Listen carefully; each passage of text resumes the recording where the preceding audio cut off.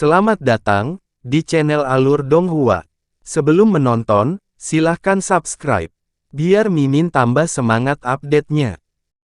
Sosok Chen yang melintas dan menghilang ke dalam kabut darah yang bergulir di belakangnya. Segera, terdengar suara-suara aneh yang terdengar seperti raungan naga dan gemuruh guntur. Tidak lama kemudian, aura besar menyapu ke segala arah dengan titik tertentu sebagai pusatnya, menyebabkan lautan kabut di dekatnya melonjak lebih dahsyat.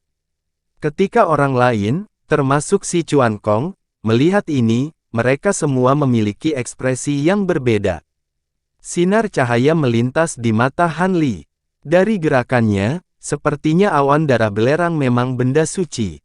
Tidak lama setelah Chen yang langsung mengkonsumsinya, kultivasi fisiknya telah meningkat pesat. Efeknya bahkan lebih baik dari yang dia duga. Pada saat ini, si Chuan Kong dan Suan Yuanxing bergerak dan meninggalkan formasi. Mereka pergi ke kedalaman kabut darah, satu di kiri dan satu di kanan. Sun Tu mengikuti, terbang ke arah lain. Fang Chan mengikut di belangnya. Han Li merenung sejenak, lalu sosoknya melintas dan menghilang dalam sekejap. Dalam sekejap mata, Han Li dan yang lainnya telah pergi. Wajah Zhu Ziqing dipenuhi dengan keinginan. Dia akan pergi ketika saudaranya Zhu Ziyuan menariknya kembali. Saat dia hendak mengeluh, suara Ece terdengar. Semua orang dapat mencari awan darah belerang, tetapi jangan menyebar terlalu jauh, jangan sampai kamu tersesat. Apalagi prioritas kami adalah pergi ke area terlarang. Dibandingkan dengan mayat suci, awan darah belerang bukanlah apa-apa. Jangan abaikan hal-hal penting. Sun Tu dan yang lainnya setuju dari kejauhan, tetapi tidak satu pun dari mereka yang berbalik. Melihat pemandangan ini, Ece sedikit mengernyit. Tuan Kota, kelompok orang ini serakah dan sulit diatur. Kami benar-benar tidak bisa mentolerir mereka lagi. Fu Jian mendengus dingin dan menegur. Dengan harta seperti awan darah belerang di depan mereka, tidak dapat dihindari bahwa mereka akan tergoda. Biarkan saja, untungnya, tidak ada bahaya di sini, dan tidak akan terjadi banyak kecelakaan. Ece menggelengkan kepalanya dan berkata dengan acuh tak acuh. Fu Jian mendengar ini dan sangat tidak rela, tetapi dia tidak menunjukkannya di wajahnya. Jika kamu ingin berburu harta karun, kamu juga bisa pergi, tapi jangan pergi terlalu jauh. Ece kemudian memandang Fu Jian dan yang lainnya dan berkata, "Terima kasih, Tuan Kota." Fu Jian, Cao Ying, Zhu Ziyuan dan yang lainnya sangat gembira saat mendengar ini. Mereka berkata dan berpencar. Segera, Nyonya Liu Hua adalah satu-satunya yang tersisa di samping Edgar. "Ada apa? Apakah kamu tidak akan mencari harta karun, Taois Liu Hua?" Edgar melirik Nyonya Liu Hua dan bertanya, "Aku sudah tua, bagaimana tulang tuaku bisa bersaing dengan anak-anak muda itu? Selain itu, meski tidak ada bencana alam di lautan kabut ini, ada bencana buatan manusia. Lebih aman tinggal di sisi Tuan Kota." Nyonya Enam Bunga menyeringai. "Taois Liu Hua, kamu bijaksana." Echa mengangguk sambil tersenyum. Dia terus berjalan ke depan, tetapi dia melambat sedikit. Nyonya Liu Hua menggelengkan kepalanya dan berkata, "Omong-omong, Tuan Kota, bukankah Anda mengatakan bahwa tidak banyak awan darah belerang di sini? Tapi sekarang, ada dua." Situasinya tampak sedikit aneh. Mendengar hal tersebut, Eke hanya tersenyum tipis dan tidak berkata apa-apa. Han Li berkelana lebih dalam ke lautan kabut sebelum berhenti. Dia perlahan mengoperasikan seni roh, dan indera ilahi miliknya sekali lagi memperpanjang jarak tertentu, dengan hati-hati merasakan setiap gerakan di sekitarnya. Sekitar 1 jam kemudian, raungan naga lain bergema. Jelas bahwa seseorang telah memperoleh awan darah belerang, tetapi dia tidak tahu siapa itu. Han Li melihat ke arah suara itu. Dalam hal jangkauan indera ilahinya, dia yakin bahwa dia tidak akan kalah dari siapapun kecuali Edgar. Tapi, dia bahkan tidak mendapatkan satupun awan darah belerang. Merasa sedikit cemas, dia mempercepat langkahnya dan menggunakan indera ilahi untuk menyelidiki sekeliling dengan lebih hati-hati. Han Li berjalan maju selama lebih dari 1/4 jam. Kemudian, ekspresinya sedikit berubah, dan dia melihat ke kanan. Ke arah itu, sepertinya ada beberapa fluktuasi yang melewati batas indera ilahi miliknya. Cahaya putih melintas di tubuh Han Li, dan dia segera bergegas ke arah itu. Tanpa sadar, dia menginjak udara kosong. Tanah di depannya tiba-tiba runtuh, membentuk celah yang lebarnya puluhan kaki dan panjang yang tidak diketahui. Retakan itu sangat dalam. Fluktuasi itu datang dari kedalaman celah. Tanpa ragu-ragu, Han Li segera bergegas ke celah itu, dan mencapai dasar dalam beberapa tarikan napas. Muridnya menyusut, dan napasnya juga berhenti. Dia melihat dua awan darah belerang tergantung di tanah, memancarkan semburan cahaya merah yang berkilauan. Mereka seperti dua lalat tanpa kepala, terpental di ruang sempit ini. Dua awan darah belerang. Han Li sangat gembira. Dia segera bergegas menuju salah satu awan darah, dan melambaikan tangannya untuk meraihnya. Dia akan mengambil awan darah belerang kedua. Tapi, pada saat ini, dua sosok bergegas turun dari atas. Salah satunya adalah Fu Jian, dan yang lainnya adalah Duan Tong. Kedua mata mereka menyala, dan secara bersamaan bergegas menuju awan darah belerang yang tersisa. Tetapi pada saat ini, cahaya kristal menyala, dan awan darah belerang langsung jatuh ke tangan Han Li. Serahkan, dan aku akan membiarkanmu pergi dengan aman. Mata Fu Jian memancarkan cahaya dingin yang tajam.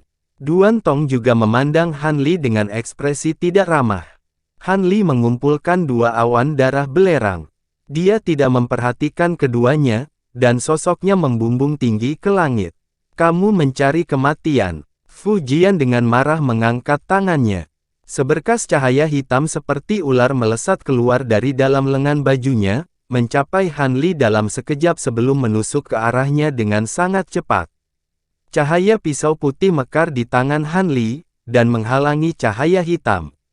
Fu Jian mencibir. Dia menggerakkan lengannya lagi, dan cahaya hitam itu berputar. Kemudian, itu berubah menjadi 8 cahaya hitam yang identik, dan berputar di sekitar Han Li. Kemudian, secara bersamaan menembus ke berbagai bagian tubuhnya. Pisau melengkung di tangan Han Li sedikit bergetar. Kemudian, itu berubah menjadi 8 cahaya pedang seputih salju, dan meretas ke arah cahaya hitam itu. Pada saat yang sama, lapisan cahaya berkilauan muncul di matanya. Lengannya yang lain memancarkan cahaya bintang, dan dia melontarkan pukulan backhand ke suatu arah. Serangkaian suara berderak bergema, cahaya pisau dan cahaya hitam saling terkait. Kemudian, mereka menghilang dalam sekejap. Tinju Han Li bertabrakan dengan ujung pedang hitam yang muncul dari kehampaan. Ujung pedang hitam terbang ke belakang. Han Li mengerutkan kening. Tanda merah muncul di tinjunya, dan dia melayang mundur. Raut wajah Fu Jian tenggelam ketika dia melihat bahwa langkah suksesnya telah dilihat oleh Han Li. Tuan Kota Fu, lebih baik mencoba keberuntunganmu di tempat lain daripada terjerat denganku. Permisi. Han Li terkekeh. Kemudian, cahaya putih melintas di tubuhnya. Titik akupuntur bintang di Star Moon Boots-nya mekar. Kemudian, dia berubah menjadi cahaya putih, dan membubung ke langit. Dia menghindari pukulan Duan Tong dengan tepat waktu. Fu Jian menginjak tanah, dan segera mengejarnya. Duan Tong mengikuti di belakangnya tanpa sepatah kata pun. Mereka bertiga terbang keluar dari celah pada waktu yang hampir bersamaan. Han Li tidak ingin menghadapi keduanya secara langsung dan mengungkap kekuatannya yang sebenarnya. Jadi, dia terbang keluar dari celah itu, dan segera bergegas menuju kelompok di depan. Kilatan tak menyenangkan melintas di mata Fu Jian. Dia mengangkat tangannya, dan hendak melakukan sesuatu ketika sebuah suara terdengar. Ada apa? Taois Fu adalah tuan kota yang bermartabat. Apakah kamu akan mempersulit orang-orang di kota Qingyang? Saat kata-kata itu diucapkan, kabut di depan bergerak, dan sesosok tubuh keluar. Itu Chen Yang. Pada saat ini, wajahnya bersinar. Meskipun tidak diketahui berapa banyak titik akupuntur mendalam yang dia buka dengan awan darah api sulfat, aura yang dipancarkannya jelas lebih kuat. Tuan Kota Chen pasti bercanda. Kami baru saja mencari awan darah api terdekat. Tampaknya Tuan Kota Chen telah memperoleh banyak hal kali ini. Selamat. Fu Jian dengan tenang berhenti dan berkata. Duan Tong juga berhenti, dan cahaya dari titik akupuntur yang dalam di tubuhnya diam-diam menghilang. Ribuan kaki di depan, Han Li juga berhenti dan berbalik. Jadi begitu, aku terlalu banyak berpikir. Chen yang samar-samar tersenyum. Jika Tuan Kota Chen tidak punya apa-apa lagi, saya akan pergi dulu. Fu Jian mengangguk ke Chen Yang, lalu melirik Han Li.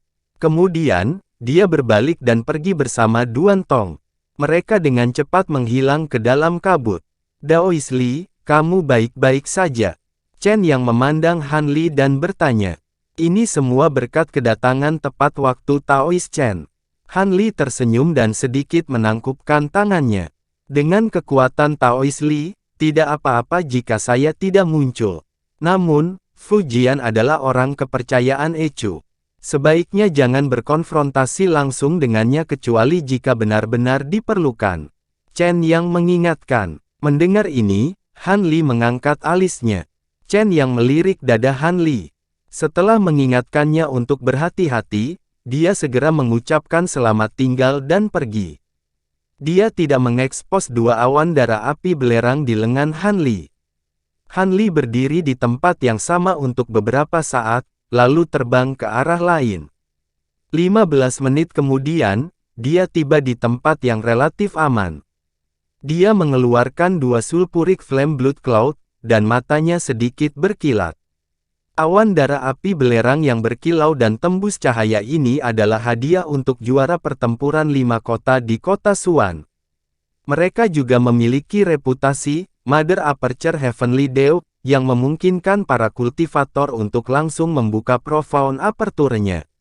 Benda suci semacam ini yang dapat merebut kekayaan langit dan bumi adalah harta yang akan diperjuangkan orang bahkan di dunia luar, apalagi di alam skala void di mana sumber daya kultivasi langka.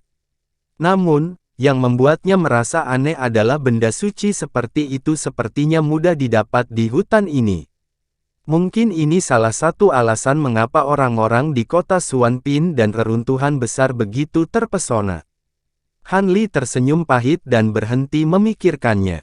Dia akan menelannya. Aura kuat lainnya datang dari jauh, bercampur dengan raungan naga dan harimau. Jelas bahwa seseorang telah menemukan awan darah api belerang. Mata Han Li berkilat, dan dia menggelengkan kepalanya. Dia segera membuka mulutnya dan menelan dua awan darah api belerang ke dalam tubuhnya. Ada orang lain di sekitar mencoba untuk memperbaiki awan darah api, sehingga mereka bisa menjadi penutup baginya. Pada saat berikutnya, tubuhnya bergetar hebat, dan kulitnya langsung berubah menjadi merah darah.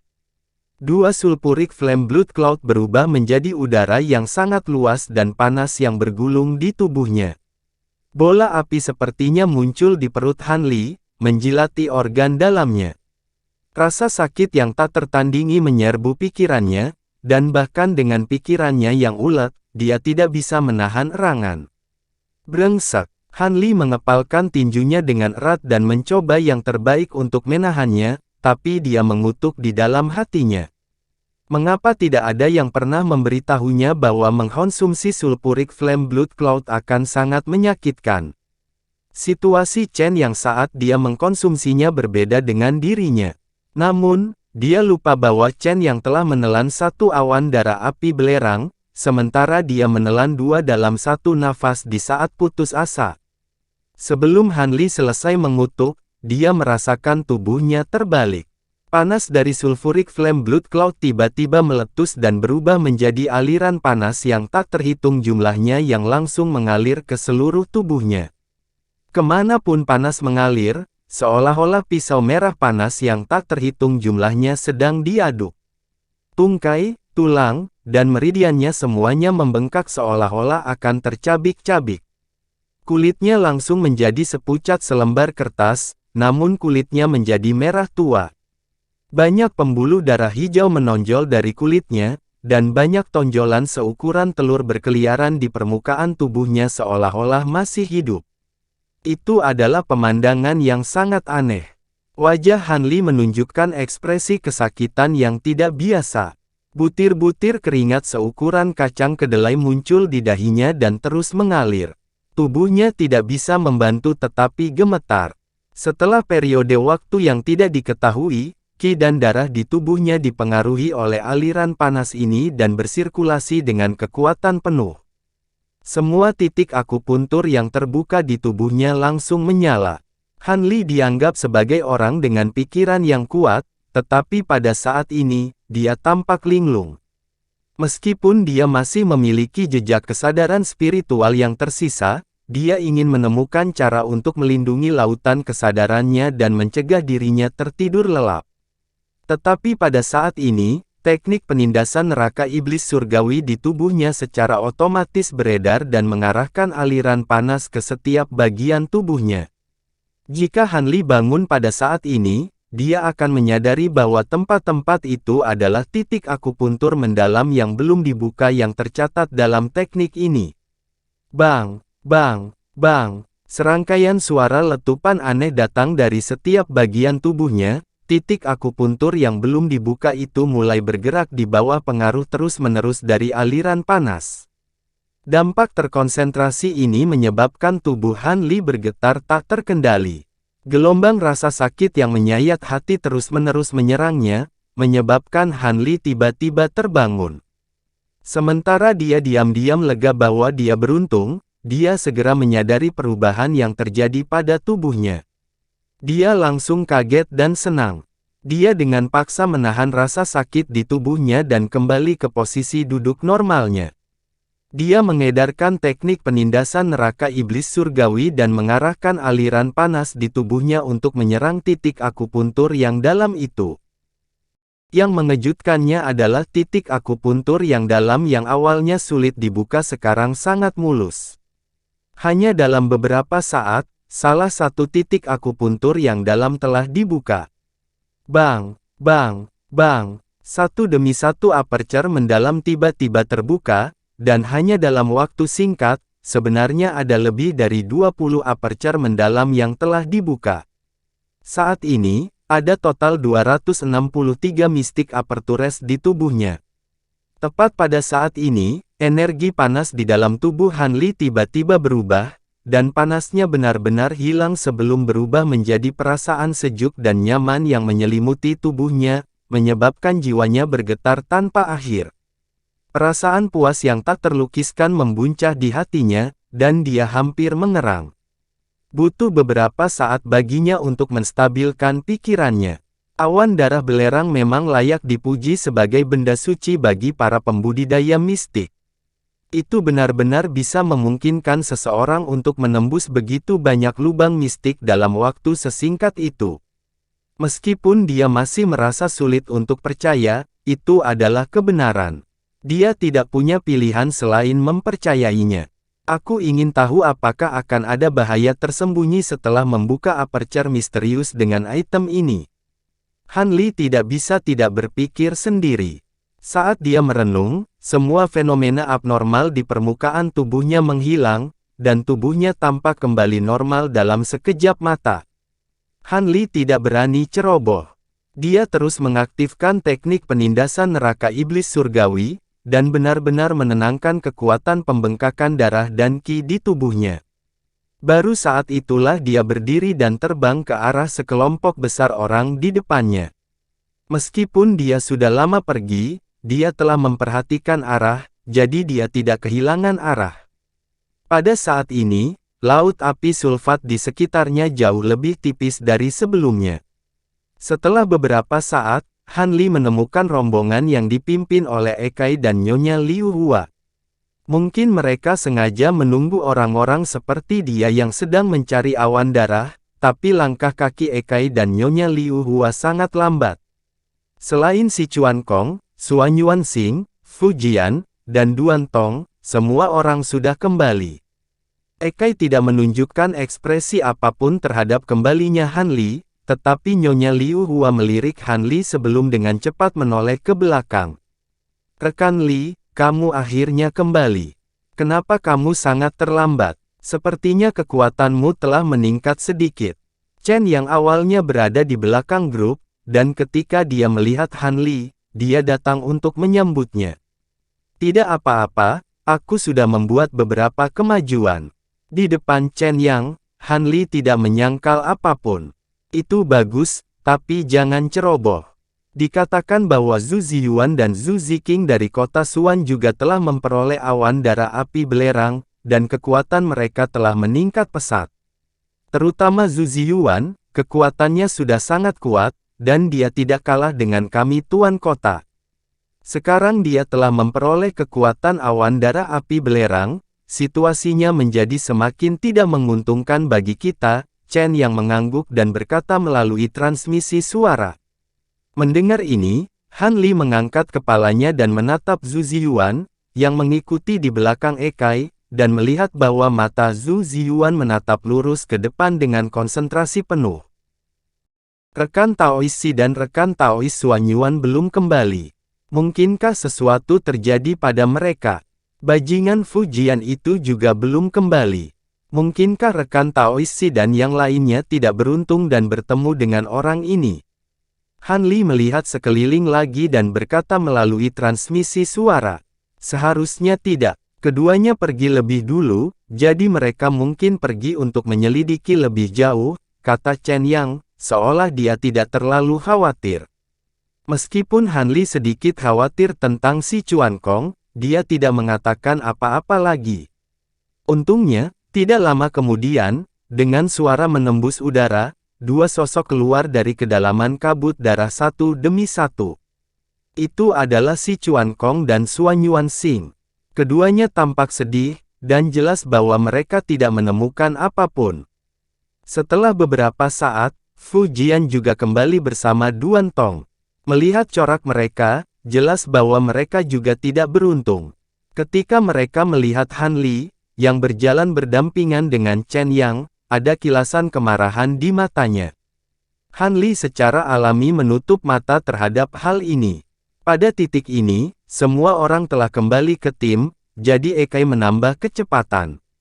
Setelah berjalan lebih dari 2 jam, kabut darah di sekitarnya menjadi lebih redup dan akhirnya menghilang sepenuhnya. Pemandangan di depan mereka tiba-tiba terbuka, dan pegunungan yang terus-menerus muncul di depan mereka. Medan pegunungan ini sangat luas, dan puncak gunung naik dan turun satu demi satu, membentang sejauh mata memandang. Tidak ada satu pun helai rumput yang tumbuh di puncak gunung ini, dan langit tidak lagi gerimis. Itu seperti hutan hujan sebelumnya, seolah-olah mereka telah memasuki dunia yang berbeda. Hal yang paling aneh adalah apakah itu tanah atau bebatuan, semuanya berwarna merah darah. Di antara gunung-gunung yang tinggi dan pegunungan yang terjal, ada beberapa sungai berwarna merah darah yang mengalir. Udara juga beriak dengan kekuatan darah. Namun, kekuatan darah ini tidak memiliki bau sedikit pun. Sebaliknya, itu memberikan rasa manis. Ekai tidak berhenti sama sekali. Dia memimpin kelompok itu ke pegunungan merah darah, dan setelah melewati beberapa puncak gunung, mereka tiba di sebuah cekungan besar di pegunungan. Beberapa sungai merah darah bertemu di sini, dan di persimpangan sungai merah darah ini berdiri sebuah istana merah darah yang sangat besar. Dari segi ketinggian, tidak kalah dengan pegunungan di dekatnya, dan area yang ditempati juga tidak kecil. Lebarnya setidaknya 50 km, dan itu seperti binatang merah darah yang tergeletak di baskom. Pilar giok berdiri di luar aula, dan ada tangga giok perak, bersinar cemerlang, dan jutaan sinar cahaya merah darah terpancar darinya. Itu adalah pemandangan yang sangat spektakuler, bahkan menyebabkan Han Li dan orang-orang berpengetahuan lainnya menjadi sedikit linglung. Sungguh aula yang spektakuler, si Chuan Kong memuji. Han Li melihat ke aula berwarna merah darah, dan ekspresi aneh melintas di wajahnya, tetapi dia segera kembali normal. Pintu masuk ke aula adalah sepasang pintu batu berwarna merah darah, yang tertutup rapat saat ini, seolah-olah telah disegel selama bertahun-tahun yang tak terhitung jumlahnya. Rune merah darah yang tak terhitung jumlahnya diukir di pintu batu, dan ada juga berbagai pola. Mereka terlihat sangat rumit, dan samar-samar membentuk formasi mantra. Han Li dengan hati-hati melihat formasi mantra di pintu, dan segera menemukan beberapa petunjuk. Formasi mantra di pintu sangat mirip dengan formasi mantra bintang, tapi tidak sepenuhnya sama. Tampaknya itu adalah produk dari formasi mantra bintang dan jenis formasi mantra lainnya. Di 5 simpul formasi mantra pintu batu, ada 5 lubang hitam kecil berbentuk bunga prem, yang sepertinya dicadangkan. Di sebelah masing-masing lubang kecil ada 2 kata, Yesa, Yuming, Bilin, Jingshen, Yinghua, 5 nama. Mata Han Li berkilat, dan dia menyentuh 2 kunci di tubuhnya. Ge melihat ke aula berwarna merah darah, dan matanya panas secara tidak normal, dan napasnya menjadi sedikit lebih berat. Tuan Kota, apakah aula ini area terlarang yang Anda sebutkan, dan mayat orang suci ada di dalam? Sun Tu maju beberapa langkah dan bertanya. Itu benar, Ge menghembuskan napas ringan, dan ekspresinya menjadi tenang lagi saat dia berkata. Ketika yang lain mendengar ini, terjadi keributan, dan mereka mulai berdiskusi. Sun Tu melihat ke aula, dan ada ekspresi kontemplasi di wajahnya. Kemudian, dia tiba-tiba maju beberapa langkah, dan berjalan ke pintu aula. Dia meletakkan tangannya di pintu, dan dia menggumamkan sesuatu. Sinar cahaya bintang putih dipancarkan dari telapak tangannya, dan ada jejak cahaya merah darah di dalamnya. Cahaya beriak seperti air, dan sepertinya dia merasakan sesuatu. Ketika RG melihat tindakan Sun Tu, dia tersenyum dengan acuh tak acuh. Benar, memang ada aura yang sangat kuat dari mayat di dalam, kata Sun Tu setelah beberapa saat, dan menarik telapak tangannya. Tuan Kota Sun, apa maksudmu dengan itu? Apakah kamu curiga bahwa Tuan Kota berbohong kepada kita? Fu Jian berkata dengan marah. Sun Tu menatap Fu Jian tanpa ekspresi, dan tidak mengatakan apapun. City Lord Sun belum pernah ke sini sebelumnya, jadi wajar bagi kita untuk berhati-hati. Sekarang kami telah memeriksa dengan teknik rahasia, itu membuktikan bahwa saya tidak berbohong. Jika ada orang lain yang khawatir, Anda juga dapat menggunakan teknik Anda untuk memeriksanya. Ge mengangkat tangannya untuk menghentikan Fu Jian, dan berkata dengan tenang. Yang lain mendengar ini dan saling memandang. Kota Suan kami hanya bisa berdiri sampai sekarang karena perlindungan Tuan Kota. Kami, Kota Tongyu dan Kota Xuanzi, benar-benar mempercayai kata-katamu, tidak seperti beberapa orang yang sangat mencurigakan. Ini benar-benar konyol, Fu Jian melirik Sun Tu dan Chen Yang, dan berkata dengan senyum dingin. Qin Yuan, yang berdiri di samping, juga buru-buru setuju. Mata Chen yang sedikit menyipit, tapi dia tidak mengatakan sepatah kata pun. Karena tidak ada yang mau memeriksa, maka jangan buang waktu dan buka pintu area terlarang. Ge melirik ke arah kerumunan, melambaikan tangannya, dan berkata dengan lantang. Fu Jian dan yang lainnya mengangguk. Tunggu. Saat ini, Sun Tu berbicara lagi. Sun Tu, jangan lancang. Anda adalah tuan kota di bawah Kota Suan, jangan lupakan identitas Anda. Fu Jian berkata dengan marah. Tuan Kota Fu, tidak perlu terlalu marah. Saya hanya memiliki beberapa hal yang tidak saya mengerti, dan saya ingin meminta nasihat Tuan Kota, kata Sun Tu dengan senyum tipis. Tuan Kota Sun, tolong bicara, kata Ge sambil tersenyum. Dia memiliki temperamen yang baik dan tidak marah sama sekali. Tuan Kota sebelumnya mengatakan bahwa untuk membuka pintu area terlarang, kita membutuhkan 5 kunci. Kita hanya memiliki 1 di tangan Tuan Li, jadi bagaimana kita membuka pintunya? Mungkinkah 4 kunci lainnya ada pada City Lord? Mata Sun Tu berkedip saat dia berkata.